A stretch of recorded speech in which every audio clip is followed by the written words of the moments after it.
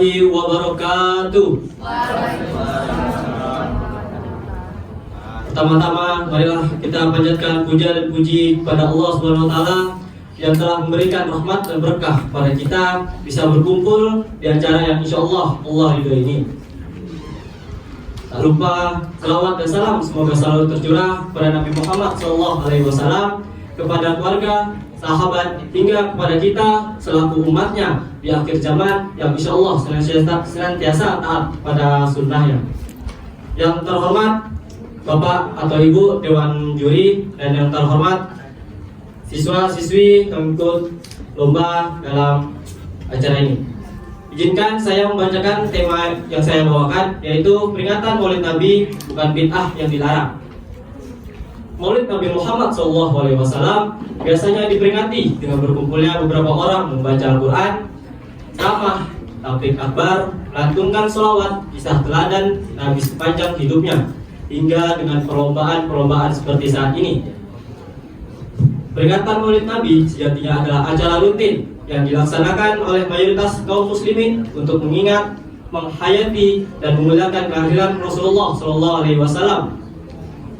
Menurut catatan Said Al-Bakri, pelopor pertama kegiatan Maulid adalah Al-Muzaffar Abu Sa'id, seorang raja di Irbil, yaitu di Baghdad.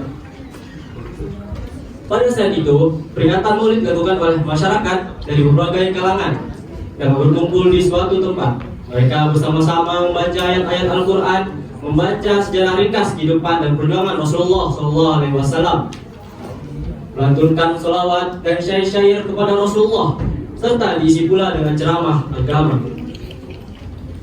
Peringatan Maulid Nabi seperti gambaran di atas tidak pernah terjadi pada masa Rasulullah SAW maupun sahabatnya. Karena alasan inilah bagian kaum muslimin tidak mau merayakan Maulid Nabi Muhammad SAW. Bahkan mengklaim bid'ah pelaku merayaan Maulid ini. Menurut kelompok ini, seandainya perayaan Maulid memang termasuk amal yang soleh yang dianjurkan oleh agama, mestinya generasi salaf lebih peka, mengerti, dan juga menyelenggarakannya pada saat itu juga. Oleh karena itulah penting kiranya untuk memperjelas hakikat perayaan Maulid, dalil-dalil yang membolehkan, dan tanggapan terhadap yang membid'ahkan. Telah banyak terjadi kesalahan dalam memahami hadis Nabi tentang masalah bid'ah dengan mengatakan bahwa setiap perbuatan yang belum pernah dilakukan pada masa Rasulullah SAW adalah perbuatan yang bid'ah, yang sesat, dan pelakunya akan masukkan ke dalam neraka dengan berdasarkan pada hadis yang berikut ini, yang berbunyi, berhati-hatilah kalian dari sesuatu yang baru, karena setiap hal yang baru adalah bid'ah, dan setiap bid'ah adalah yang sesat. Hadis riwayat Ahmad nomor 17.184. Pahaman hadis ini bisa salah apabila tidak dikaitkan dengan hadis yang lain, yaitu man ahdasa fi amrina hadza ma laysa minhu fa huwa rad, yang artinya siapa saja yang membuat sesuatu yang baru dalam masalah kami yang tidak bersumber darinya, maka dia ditolak. Hadis riwayat Al-Bukhari nomor 2697. Ulama menjelaskan bahwa yang maksud dengan amrina dalam hadis di atas adalah urusan agama, bukan urusan duniawi. Karena kreasi dalam masalah dunia diperbolehkan selama tidak bertentangan dengan syariat. Sedangkan kreasi apapun dalam masalah agama adalah tidak diperbolehkan. Dengan demikian, maka makna hadis di atas adalah barang siapa yang berkreasi dengan memasukkan sesuatu yang sesungguhnya bukan agama lalu diagamakan, maka sesuatu itu merupakan hal yang ditolak. Dapat dipahami bahwa bid'ah yang dalalah atau sesat dan yang mardudah atau yang tertolak adalah bid'ah diniyah. Namun banyak orang yang tidak bisa membedakan antara amaliyah keagamaan dan instrumen keagamaan. Sama halnya dengan orang yang tidak memahami format dan isi, sarana dan tujuan. Akibat ketidakpahamannya, maka dikatakan bahwa perayaan Maulid Nabi itu adalah sesat.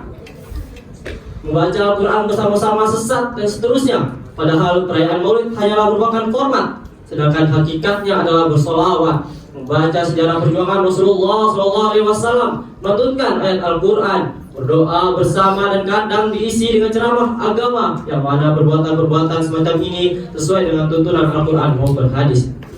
Sekarang saya akan membacakan tentang dalil-dalil syar'i perayaan Maulid Nabi. Di antara dalil perayaan Maulid Nabi Muhammad SAW menurut sebagian ulama adalah firman Allah sebagai berikut. Wa la yajma'u mimma khairuhu wa falyafrahu fa bidzalika bi rahmatillah bi fadlikul, yang artinya katakanlah dengan anugerah Allah dan rahmatnya Nabi Muhammad SAW hendaklah mereka menyambut dengan senang gembira. Quran Surah Yunus ayat ke-58. Ayat ini menganjurkan kepada umat Islam agar menyambut gembira anugerah dan rahmat Allah Subhanahu wa taala.